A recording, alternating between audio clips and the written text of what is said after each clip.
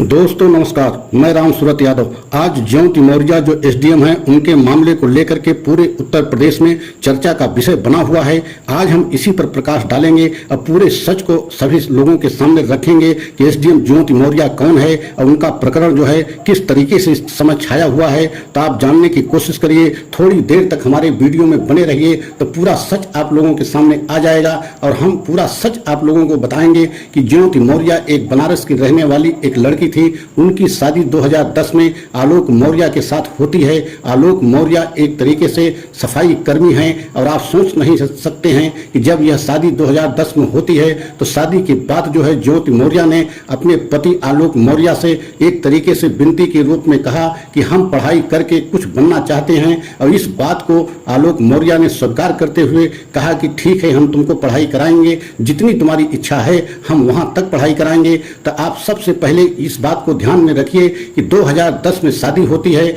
और उनको पढ़ाई के लिए आलोक मौर्य ने इलाहाबाद में सारी व्यवस्था कराया और उनको कमरा दिलाया और उनको कोचिंग कराया। और आप समझ सकते हैं कि 2016 में उनका पीसीएस में सिलेक्शन होता है और सिलेक्शन के बाद उनको एसडीएम पद मिलता है। लेकिन आप कल्पना कीजिए कि एसडीएम पद मिलने के बाद उनके जीवन में एक तरीके से ऐसा बदलाव आया कि अपने पति के साथ ही बहुत गलत व्यवहार करने लगी और एक तरीके से पति से रिश्ते को तोड़ना चाहती हैं। और यही वजह है कि जब यह मामला प्रकाश में आया तो कुछ बातों को लेकर के, उनके अवैध संबंधों को लेकर के जब जो है आलोक मौर्य को पता लगा तो आलोक मौर्य ने जब उसमें दखल दिया और दखल देने के बाद जो है ज्योति मौर्य ने उनसे रिश्ता एकदम अलग करने के लिए, तलाक देने के लिए जब सारी योजना बनाई और एक तरीके से यहाँ तक जो है एसडीएम ने अपने आप को बदल दिया कि उसी आलोक मौर्य के खिलाफ इलाहाबाद में दो एफआईआर करा दी गई। आप सोच सकते हैं पत्नी और पति के बीच में इस तरीके का एक जो है व्यवहार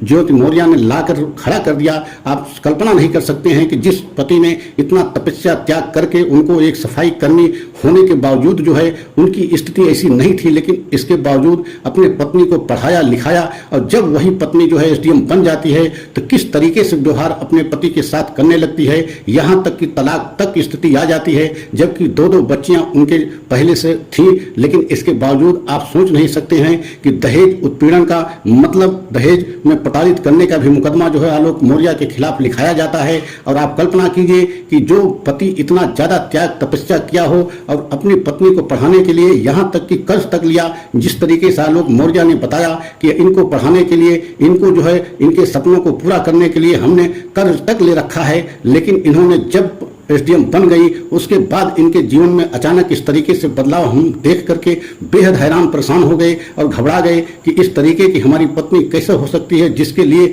हमने सब कुछ किया वही आज हमारे लिए इस तरीके से आफत बन रही है। और आपने देखा है कि जिस तरीके से ज्योति मौर्य ने आलोक मौर्य को फंसाने की कोशिश किया और उनके जीवन को एक तरीके से खत्म करने की साजिश रची, क्योंकि आलोक मौर्य ने बताया कि हमें यहाँ तक अंदेशा था कि ये हमारे जीवन को एकदम खत्म करने की प्लानिंग कर रही थी, क्योंकि इनका जिनसे अवैध संबंध था उस विषय में आलोक मौर्य को पूरी तरीके से जानकारी हो गई थी। और यही वजह है कि आज आप समझ सकते हैं कि पूरे देश में यह बात जो है एकदम आग की तरीके से फैल गई है कि बताइए पति पत्नी के नाम पे ज्योति मौर्य ने एक बहुत बड़ा जो है कलंक का काम किया है। जिस पति ने सफाई कर्मी रहते हुए अपनी पत्नी के लिए इतना सारा सब कुछ किया हो, उसके बाद जब एसडीएम बनने के बाद इस तरीके से अपने पति के साथ व्यवहार किया। लेकिन अब इसमें एक बहुत बड़ा मोड़ आ गया है और वह मोड़ यह आ गया है कि आलोक मौर्य ने एक ऐसी डायरी जो है सार्वजनिक कर दिया है जिसमें जो है ज्योति मौर्य का भ्रष्टाचार उजागर होता है।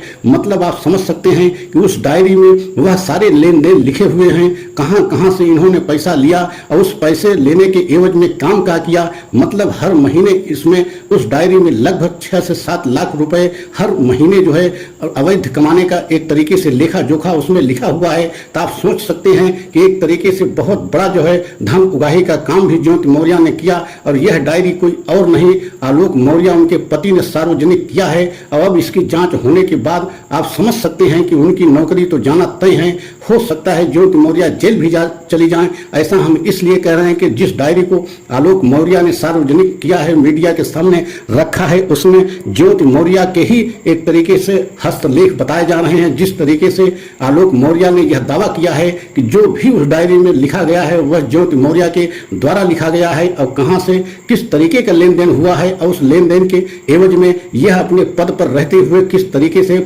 गलत अवैध धन लिया है और उसके एवज में काम क्या किया है, सारा लेखा जोखा उस डायरी में एक तरीके से मौजूद है। तो आप समझ सकते हैं कि अगर उस डायरी की सही जांच हो गई, निष्पक्ष जांच हो गई, तो एक तरीके से ज्योति मौर्य की नौकरी जाना या नौकरी से बर्खास्त होना लगभग तय माना जा रहा है। और ऐसे में यह भी बताया जा रहा है कि हो सकता है कि कार्यवाही होते हुए उनको जेल भी जाना पड़ जाए, क्योंकि अब जो है यह नया मोड़ ऐसा आ गया है कि आप समझ नहीं सकते हैं कि उस डायरी को लेकर के एक भ्रष्टाचार का आरोप जिस तरीके से ज्योति मौर्य एसडीएम पे लगा है, उसको लेकर के बेहद हैरान परेशान एसडीएम हो गई हैं। और आप समझ सकते हैं कि इस समय पूरे हमारे उत्तर प्रदेश में एक चर्चा का विषय बना हुआ है और मौजूदा समय में एसडीएम ज्योति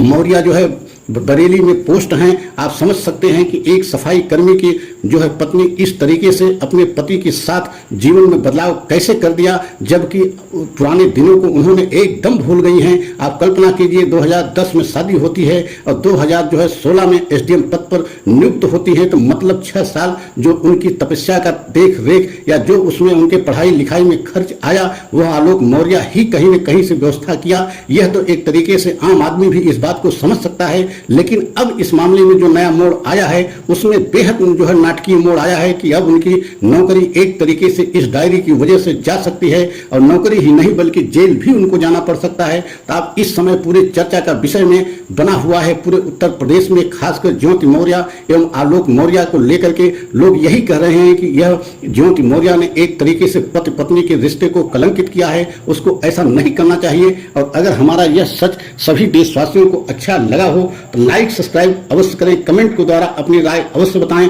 और यह भी बताएं कि क्या एक ऐसी पत्नी को ऐसे समय में करना चाहिए कि जिस पति ने अपनी पत्नी के लिए सब कुछ किया हो, कर्ज तक लेकर के पढ़ाया हो, उसको ऐसे कदम उठाना चाहिए या नहीं उठाना चाहिए। मतलब इस सारी बातों को कमेंट में आप अवश्य बताएं। उसके बाद अगले सच को हम पुनः लेकर के आएंगे। जय हिंद, जय भारत।